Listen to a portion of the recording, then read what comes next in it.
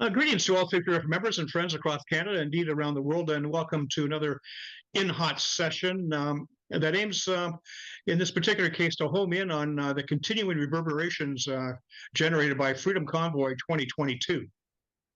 And not to mention, in the very least, the follow-on invocation of martial law through the Emergencies Act that followed on the heels of the demonstration. Today, we have a very able wingman on board to discuss the issues raised in the form of military veteran Eddie Cornell, who was there throughout and is now a named applicant in a civil legal suit against the government of Canada. Things are about to get really, really hot. Now, before we do that, though, I'd like to spend a minute or so and thank our sponsor for this In Hot session, and that would be Act for Canada. And Act for Canada stands on guard to defend Canada and the Canadian people against all enemies, foreign and domestic, who through stealth or outright aggression seek to undermine the freedoms, economy, prosperity, and traditional values and heritage of the Canadian nation. And we know that there are quite a few of those. As far as the national director for Act for Canada, I'd like to give a special thanks to Valerie Price. And I just got a picture of here of Valerie Price. Valerie Price is the Act for Canada National Director. She's devoted to free speech, and I can attest to that. She's also an inductee to the Knights of Malta in 2015.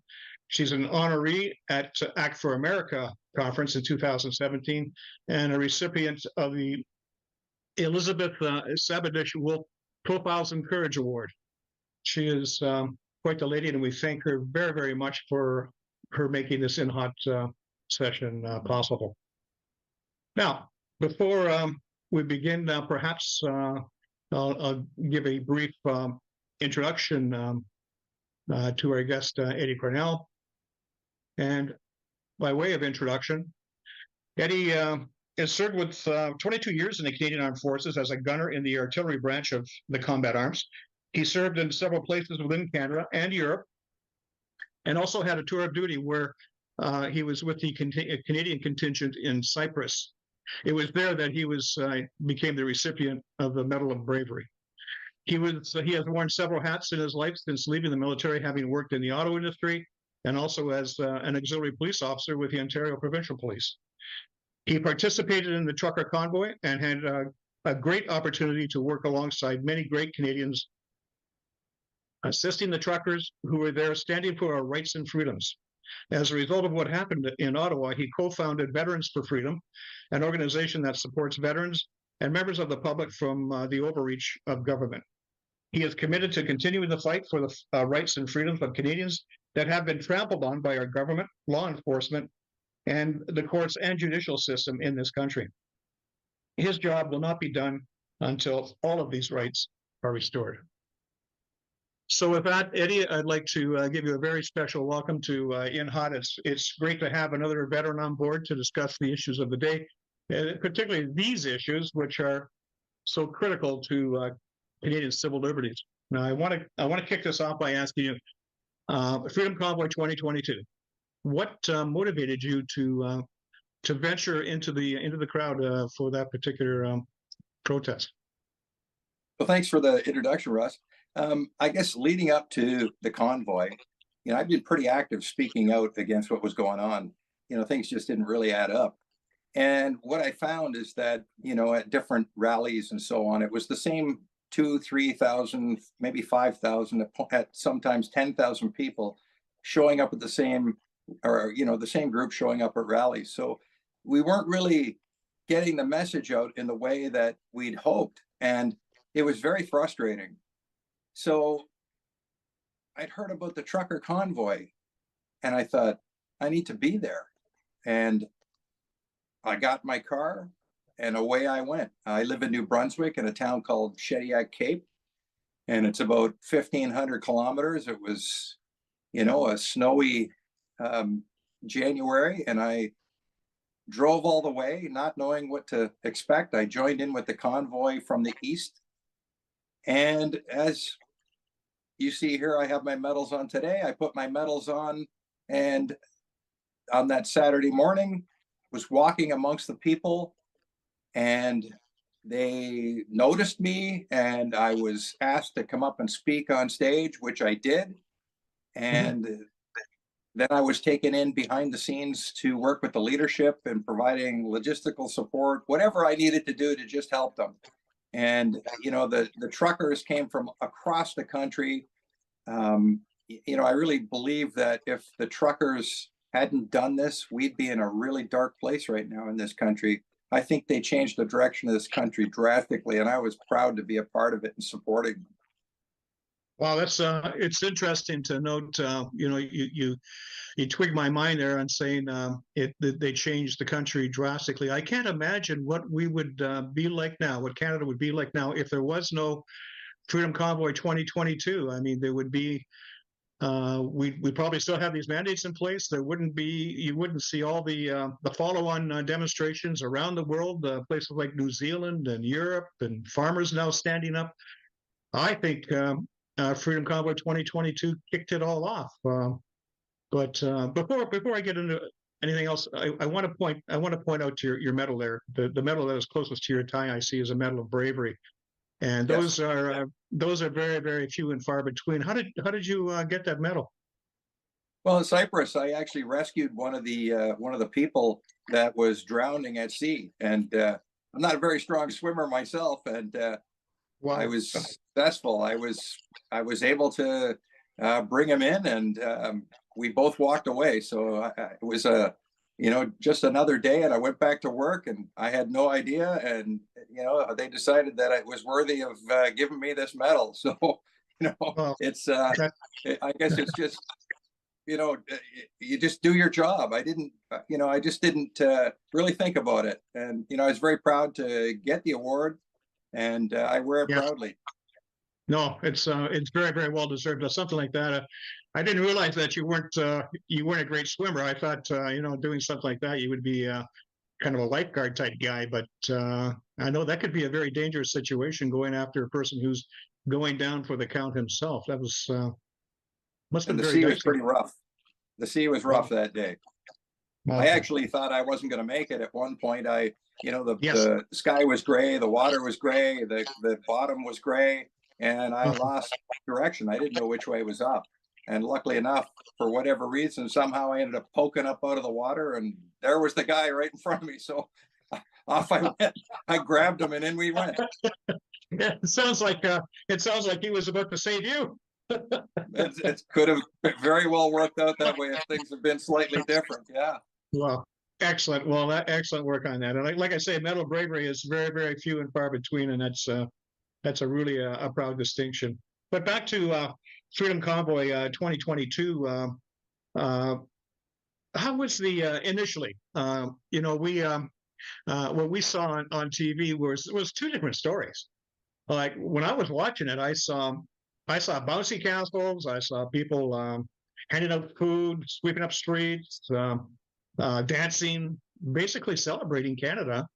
And I'd look in the papers, and I'd see that you guys were Russian assets. You're white nationalists. You flew Nazi flags, Confederate flags. And you wanted to overturn the government of Canada. So how did you see it on the ground? Yeah, it was complete opposite.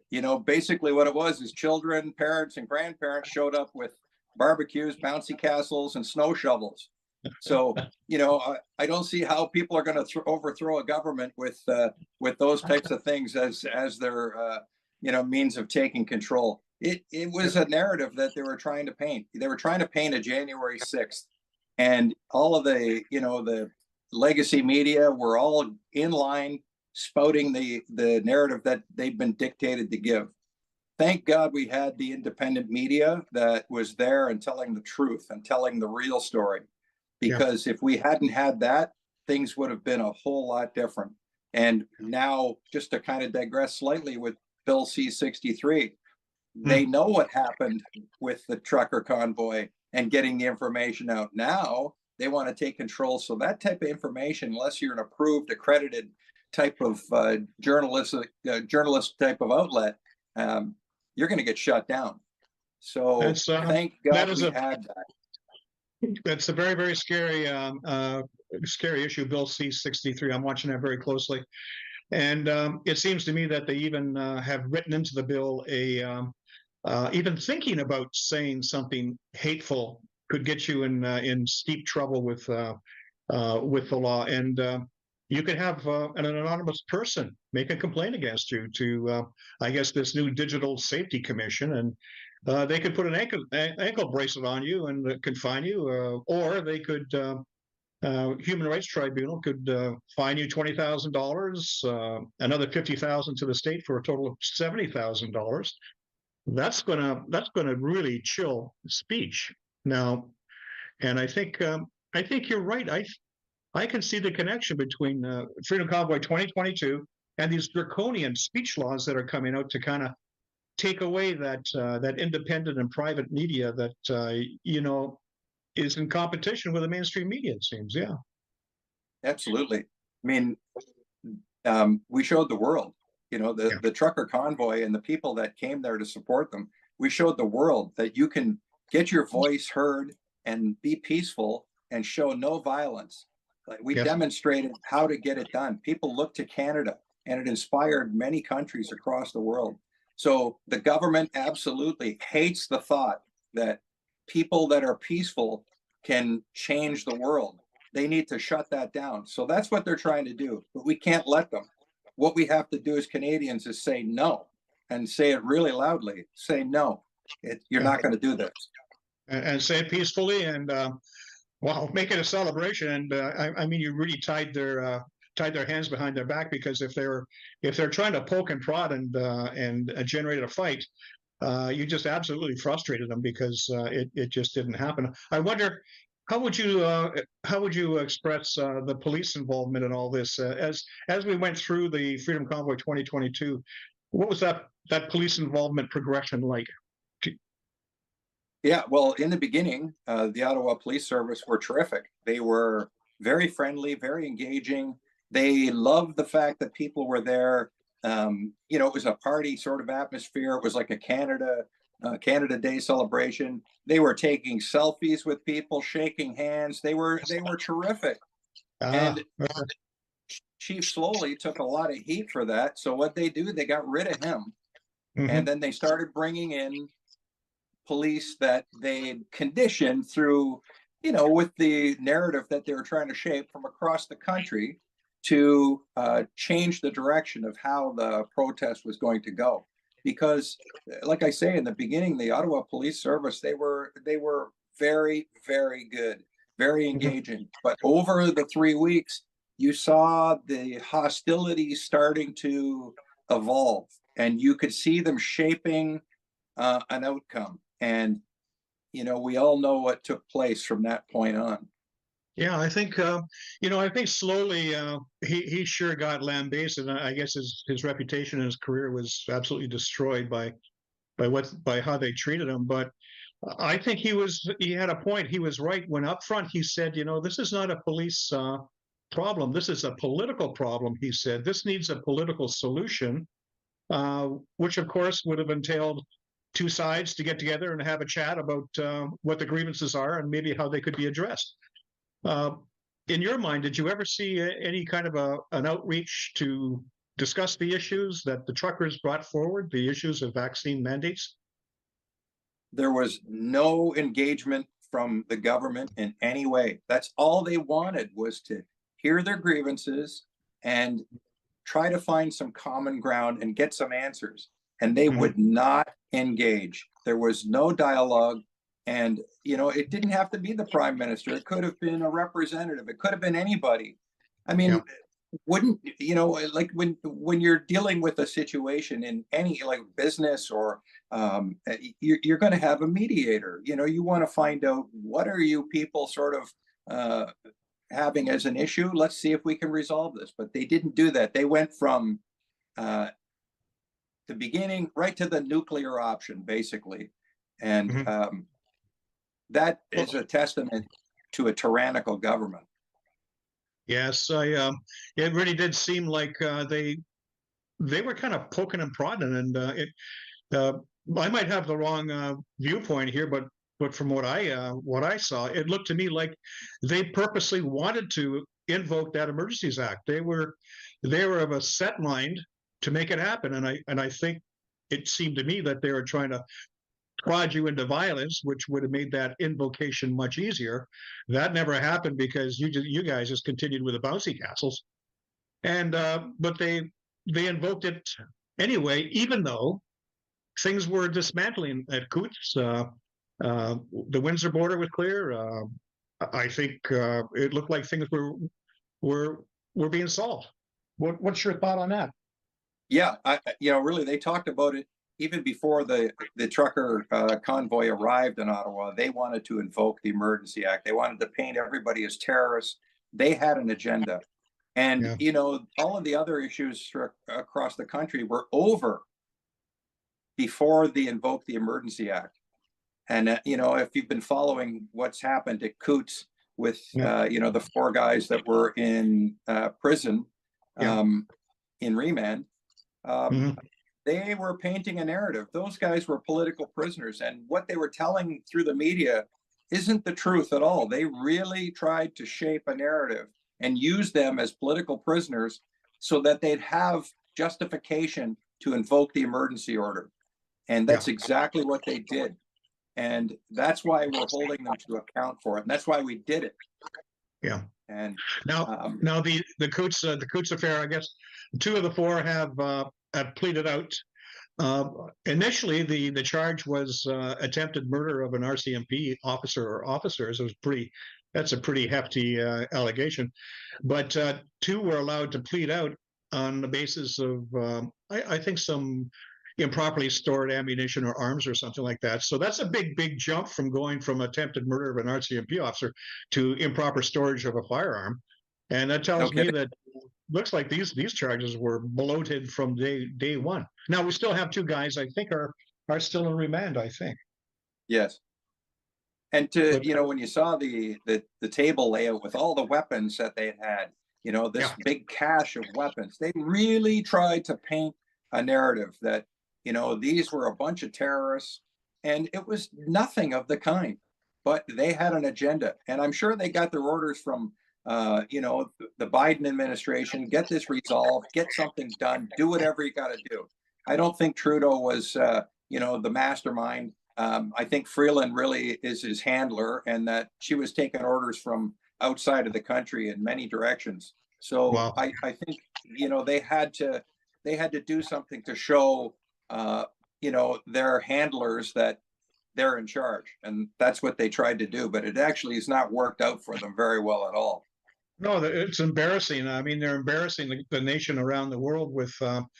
How do you keep guys in jail for over 700 days with no bail? I mean, that's a political prisoner if there ever was a political prisoner.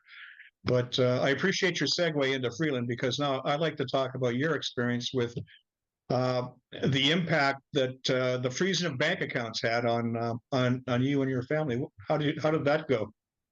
Yeah, I'm one of I think it was 280 Canadians that had their bank accounts frozen. You know, I didn't drive a truck to Ottawa. I committed no crime. I wasn't convicted of any crime, but they found it necessary to freeze everything that I own. And, you know, I had great difficulty trying to get home. Most of us use debit cards and don't carry a lot of cash. Yeah, So when I tried to, use my bank account, I realized, uh-oh, my bank account's frozen. So, thankfully there were some kind people that gave me some cash to get home. Otherwise, here I am in the middle of winter. I had no money for food. I had no money for gas. And I had to travel from Ottawa all the way out to the East Coast. And it was difficult. And then through Quebec, what happened was a lot of the gas stations wouldn't take cash because if you remember, we're still under lockdown. So, yeah. I'm running on empty and, trying to fill up, and they wouldn't take cash. And I couldn't get across one of the bridges where you needed to pay a toll. You couldn't pay cash. You had to pay debit or a credit card. And I had nothing. So, I was getting lost. I didn't know my way around. Why would they And take it cash? was, Why would they take cash, Eddie? Was it because the money might be infected or something? Or yeah, yeah, oh, that's okay. exactly right. Yeah. Oh Yeah. my God. Okay, so It was traumatic. so And, here you we know, have. So, sorry, Eddie. Here we have a uh, a military veteran with a stellar military career, not a blemish. As a matter of fact, he's one of the very few who has a Medal of Bravery, and his country turns around and basically freezes his bank accounts, turns him into a pauper, and sets him out on into the wilderness on his own with no support, no help. That's our government of Canada from where I stand, and that is, I find it just embarrassing, just absolutely embarrassing. you know, for some of the people that may not be aware, I put a call out while I was in Ottawa. I called stand to, and you know, it's a military term that we use in the Yep. Army that it means you need to come and defend your position. Basically, you need to be here. So veterans came from across the country after that call.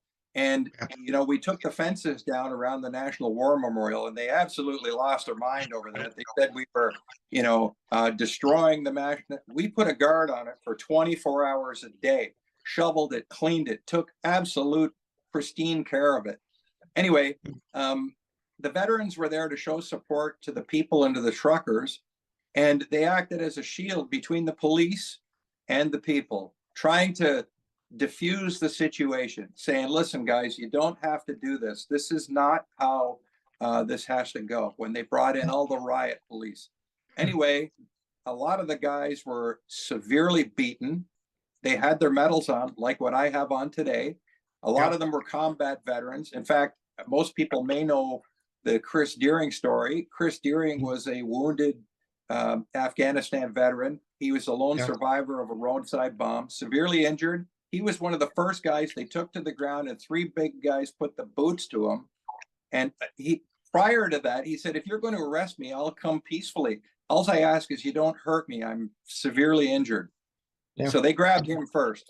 So what they did is they took a lot of our guys and put them in a paddy wagon and drove them around for, I don't know, maybe an hour or so with no heat in the back, and drove erratically so the guys would bounce around in the back and bang into the walls. Okay. Then took them out to a processing center, made them stand in line for 2 hours in the freezing cold. It was minus 25, and then dropped them off outside the city in the middle of nowhere with no means to get back. That's what they did to our veterans as well as citizens that were there. It's absolutely disgusting. That is pathetic. And I had no idea that kind of activity was taking place, especially the bouncing around in the back of a paddy wagon. That well, people can die. I mean, there was a case I think in Philadelphia where a prisoner was in the back of a paddy wagon, and they pulled that trick, and when they stopped to get him out, he was dead. I mean, that's that's a very, very dangerous ploy they're taking on. It really is, you know, and just to show the disdain for people, the way they brought these police in, they were licking their chops at beating people up. They absolutely loved what they were doing. They were beating up grandmas and mothers and, you know, just average people that were offering no threat or violence and showing them nothing but, you know, love and care and happiness. They weren't there violently opposing them. They weren't trying to beat the police with sticks or brooms or throwing stones. They were doing none of that. And yet they came after and beat people senseless. You know, ran people over with the horses. Yes. Yes. It shot them with smoke grenades and rubber bullets and just nastiness. Yeah. I have lost complete trust in our police forces across the country. They should have stood up, and they didn't. And that trust is broken for probably the next few generations, and they're going to have to work real hard to get public support again. I don't trust them, and I do not want to engage with police in any way. I can see your point, and I feel exactly the same way. And it seems to me like we have a situation in here in Canada where all of our government agencies and services and security forces, everything seems to be politicized. They all pick up the political narrative of the day coming down to them from the government, and Well, you were an auxiliary officer with the OPP. Was it that way when you were doing your duties No, with the OPP? No. This has no, I happened. found it to be, they were a very professional organization. I really enjoyed my time there. I mean, they were terrific. They were terrific police officers. And there's a lot of great police officers. But my problem that I have with the police across the country, all they had to do was say, no, we're not doing this. We're going to follow our oath and we're going to operate under the Constitution of this country and we're going to apply it accordingly.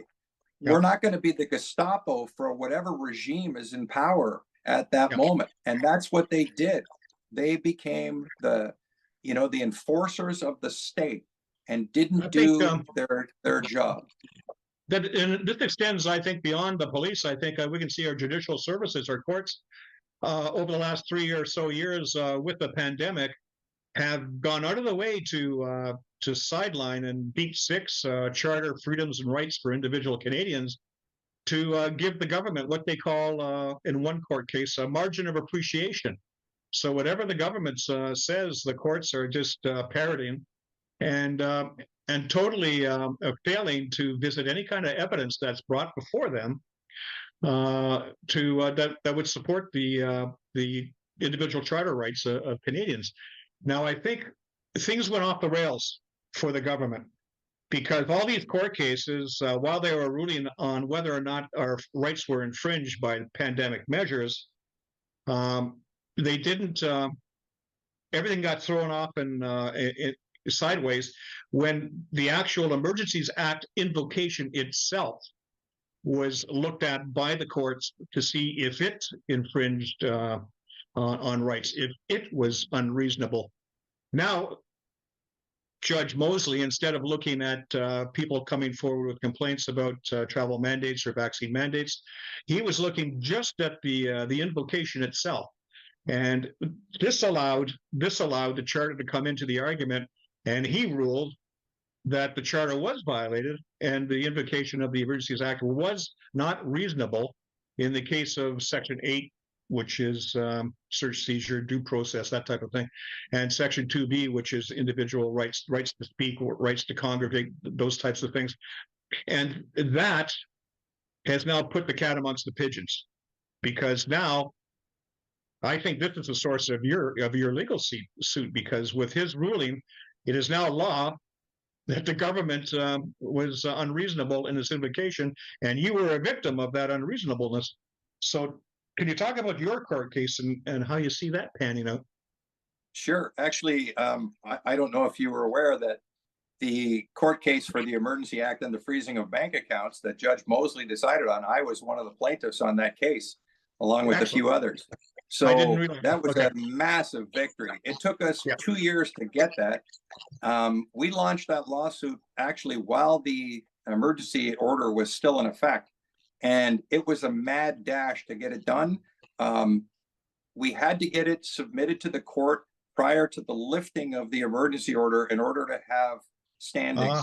So we did that. And believe it or not, it was so close to the wire. I think we had 8 minutes before we would have lost our opportunity to launch that lawsuit. Okay. This is like a James Bond movie where the bomb's going to go off in 10 seconds. That's exactly what it was. You got to defuse it. Okay. I didn't realize that at all, because now that you're talking about, if you would have delayed, if the order had been lifted, the Emergency Act had been lifted before you got your case in, they would have turned around and said, well, this is all moot, which they did in other cases. They said, well, this is all moot because they've lifted the travel mandates, or they've lifted this, or they've lifted. So you just got it in under the wire. That was very, very good work.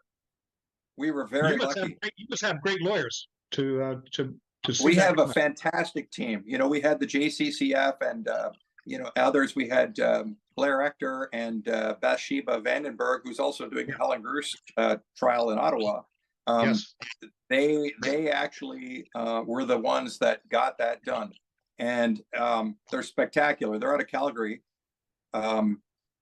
It flew under the radar. We did our actual trial last April, and it was on the 3rd, 4th, and 5th.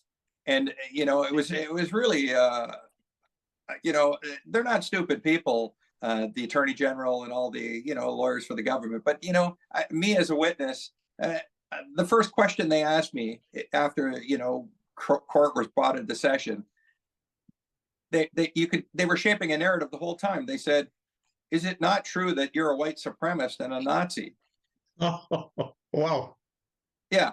So that's the type of respect you get from the get-go in such a monumental case. So they were trying to paint the narrative all the way through the testimony. So Okay. anyway, not one mainstream media picked up the story about the court case. Really, it flew under the radar, and I'm glad it did. And I'll tell you why. Because I think it takes such a long time to get a decision in a case like that. If Canadians had, heard about it and they were putting their hopes on winning a case like that, and let's say it didn't go our way, it would have been just another major blow to, the spirit of Canada. Yeah. And then Yeah. to get that decision on the 24th of January, it was a couple of months late. It's supposed to be done within 6 months. Justice Mosley, took his time, did a very diligent, well-worded, well-thought decision. I was working in my garage and I got the call and I couldn't believe it. It was like I'd won the lottery. And from that moment on, my phone literally blew up. It went viral across the world. What had happened, that we had a successful decision. And the funny part about that is that what's the new justice minister, Varani? I can't think of his name right now. Varani, yeah.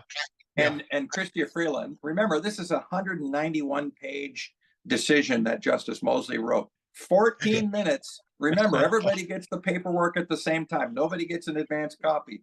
14 minutes. They said they're going to appeal. They hadn't even read it. So it shows me they just are completely out of touch with reality.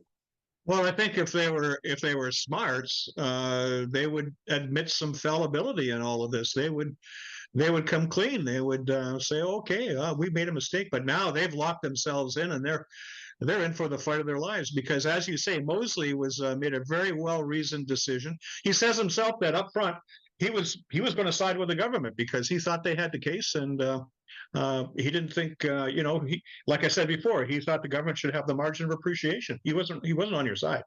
And then he went through the whole process and did the analysis. He did the analysis. He looked at the evidence, which no other judge did, and found out, there's some wrongdoing in this particular case. Yeah, he really did. And one thing that people may not know, and I found this really interesting, is he admitted that early in his life he was a trucker himself. Oh, I didn't know that. Okay. Yeah, and he released the decision on the same day that the trucker convoy started. So I don't know what to read into that, but I think he was very methodical in what he'd done. And that decision, I'm still trying to digest it. It's a massive document, 191 pages. And he put a lot of expertise and knowledge into that decision because he knew that the government would challenge it. He knew it. So he tried to make it as bulletproof as he could. I don't think they've got a lot of wiggle room. I really don't. No, they don't, because all of the I mentioned before that the court previously had knocked down charter rights on the basis of margin of appreciation for the government and mootness in the case of the travel mandates that Peckford and Max Bernier took before the federal courts. And Mosley, in his decision, he addressed those issues up front and in detail. And he said, they do not apply in this case because this case is talking about the invocation of the Emergency Act. It's not talking about anything else, anything that these guys addressed before. This is unique and this is new. And he explained why those things didn't apply. So anybody that's going to fight and appeal this case has got a very, very big hill to climb. And I don't think they're going to be able to do it unless I think so too. Yeah, unless. And I'm so proud to be one of the plaintiffs that was on that case. A number of the plaintiffs, there was a few of us, they weren't given standing, but myself and Vincent Gersey, a retired OPP officer, we were both given standing. We were the last two in the lawsuit, and I am very proud to have been a part of that. And That's right. you know, Because that'll be an historic decision that will be talked about for generations, I think. yes, yes, this will be talked about 100 years from now. Oh, for sure, for sure. And like you say, this is right up there with the Medal of Bravery. This is a crowning achievement. This is great. It's the funniest thing. I look at it this way: through a sequence of historical accidents, I ended up here. It's just you never go out looking to be that or do this. I, for whatever reason, have been, put in the position that I am, and I'm very careful and very mindful that it's not about me. This is about all Canadians. I'm really only a representative of what all Canadians went through, and I'm very proud that I was put in a position that I could stand up for Canadians and stand up for our rights. And it's not about me; it's about all of us. I'd say that's some people might say that's very providential, Eddie. That you're in that position, found yourself to be there, and then stood up I always like to say one of my favorite mottos is show up, don't quit, and that's exactly what you did, and it wasn't easy. It had to be awful difficult. Now I want to show you one thing. I was going to spend some time talking about the actual decision. Let me share screen here. Okay, here's your decision. Now, if I go down to, this is your court. This is your case against in the Ontario Superior Court of Justice against the government, and you name a whole hockey sock full of people here. You're right up the top there with Justin Trudeau, and you're talking about Freeland, and you're talking about police officers. You're talking about the National Security Advisor. You're talking about the banks, and you're talking about certain so-called anti-hate groups. And then if I go down to page 17 and I look at this, and it talks about causes of action. And in your causes of action, you actually talk about negligence on the part of the government and its agents. You talk about misfeasance of public office. You go on to talk about abuse of process. I can see there's a lot to talk about there. Interference with economic relations, including a breach of contract, your bank accounts being frozen, breach of charter rights. Yeah, I'd say on a couple of counts at least. Trespass to chattels and conversion. Injurious falsehood and defamation. Yeah, you're the guy. You're the white supremacist. You're the Nazi guy. Yeah. Okay, and there's all that anti-hate stuff in there. Intrusion and seclusion, assault and battery. That's where we have Afghanistan war veterans injured, wounded, being beat up by the police. Métis grandmothers being trampled by horses. Harassment and intimidation. Wow. And this one here, I want to spend a little bit of time on this, just a little bit of time on civil conspiracy. You are alleging that all of this stuff just didn't happen by accident. You're saying that there was a group of players who worked together to make all of this happen. The Emergencies Act. Could you frame your thoughts on this conspiracy and how Sure. it operated, how it did it? Yeah, I can't go into too much detail, but No, I don't think so. No. They really did. They tried to shape a narrative, and at all costs, they went out of their way to make sure that all of their parties involved were on the same page. When you start seeing the information that we've been able to access, you realize that it was a conspiracy to get this result. When this case actually goes to court and we subpoena the documents and information that will come out, I suspect, this is only my opinion, is that we'll uncover criminality as well. That's not what we're alleging in this case, but that could be one of the results of having this unredacted information that we're going to be able to access for this court case. Now, this court case, you can see all the people and the entities that we've named. And what people really aren't aware of is that we've named them personally. Yes. And this is probably the most unique court case. There's many court cases or lawsuits, I should say, that have been launched, but each one has a slightly different flavor of what they're actually going after. Ours really covers the spectrum of everybody that was involved. And I think it's really important for Canadians to know that we're not out to have our government pay for the legal funding for them to defend themselves. So by going after them civilly, we want them to have to be able to defend themselves from their own pockets. And whether that happens or not remains to be seen, but that's our objective. And that's why we did it this way, because we don't want Canadians to be on the hook. Now, you know, one of the comments that we get, well, you're suing for over $30 million for 20 people. I can tell you there's 280 people that had their bank accounts frozen. These 20 people were vetted. We're not in it for the money. This is not about us receiving this big payout at the end. This is going to cost us $2 million to pursue this. Yep. What Canadians have to know is that, sure, we might get a payout, we might not. We might just get a victory and no money. But Canadians have to stand up regardless of what side of the spectrum you're on, whether you think, you know, freezing the bank accounts is a great idea or not. Think about this. Whatever government's in power at any particular time, you think you're on the winning side right now, and that us, you know, they called us the free dum-dums and all the names that they threw at us. And they think that this is just great that we had our bank accounts frozen. Well, if the political landscape changes and the narrative shifts the other way, you could be on the other side of the coin and find you having your bank accounts locked down in the same manner we did.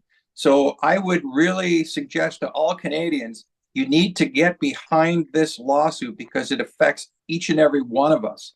It's not about us getting a payout at the end. That's not our job. That's not our goal. But you see, the problem in Canada now is that the punishment is the lawfare. You know, that's just the way it is. They punish you through the process, and you know, you've seen it in many court cases. You know, they put you through and bankrupt you, and then drop the charges right at the end, and people walk away broke, and they had their charges dropped. So I see a lot of comments online, and people are saying, oh, yeah, nothing will happen. They're just in it for the money. They want to get rich. Really? I could think of better ways of getting rich than to go after the government and spend $2 million on a case that, you know, is, given the political landscape, a very difficult case to pursue.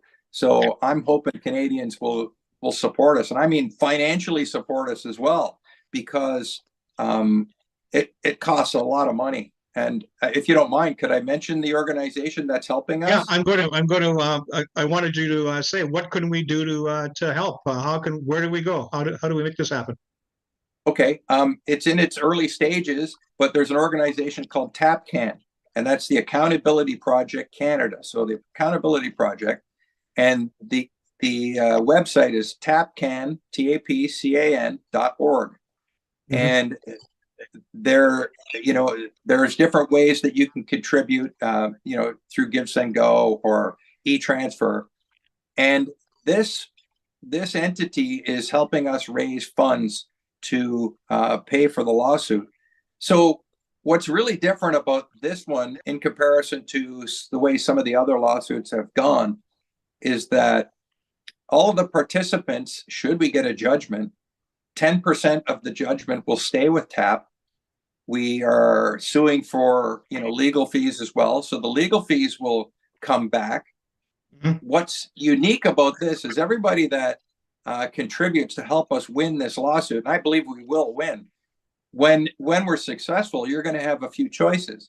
You can get your donation back, providing, we get the judgment.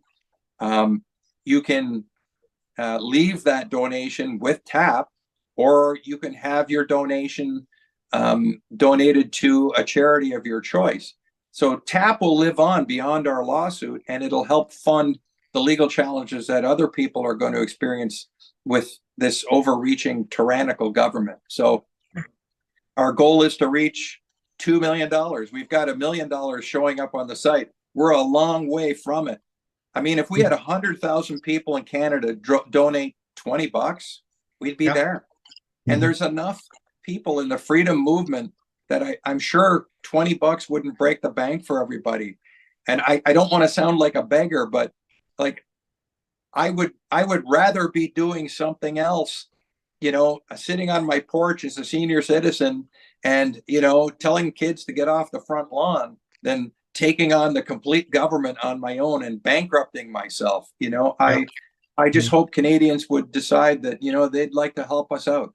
And we have like we even have people in our court case that didn't even support the trucker convoy that had their bank accounts frozen. They thought it was a horrible idea. They wanted nothing to do with the trucker convoy. They hated it, but they had their accounts frozen.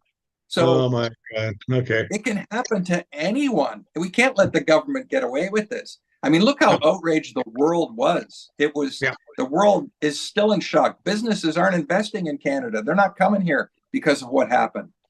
No, people can't make the assumption anymore that their government can be trusted, and they'll never purposely do harm to Canadians. Not after what happened with you folks, with Freedom Convoy 2022, the freezing of bank accounts.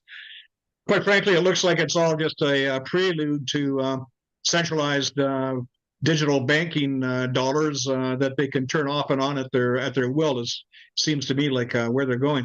You can bet that we're going to be pushing this and supporting you and the organization at TAPCAN, Eddie. There's no two ways about it. This is an extremely important fight, and it's one that Canadians can't afford to lose. But thank you so much. I really appreciate that.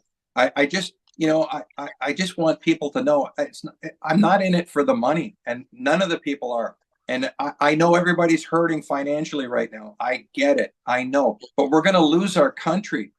We're going to lose it unless we stand up and hold these people to account. We have two ways to fight with these people. One is the ballot box and the other is the courts. We don't have the ballot box right now. We only have the courts. So we have to do this. This is something you need to do. They can't get away with this. They've been getting away with everything.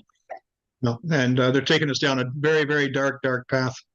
So with that, Eddie, any last minute announcements or anything you'd like to do? Or now the court case. Yeah. Last question. What's the next? What happens next with the court case? What's going to be the next step? Well, all of our documents have been submitted, and it's just a matter of getting the actual court date, and that should follow in the next 6 or 8 months or so, hopefully.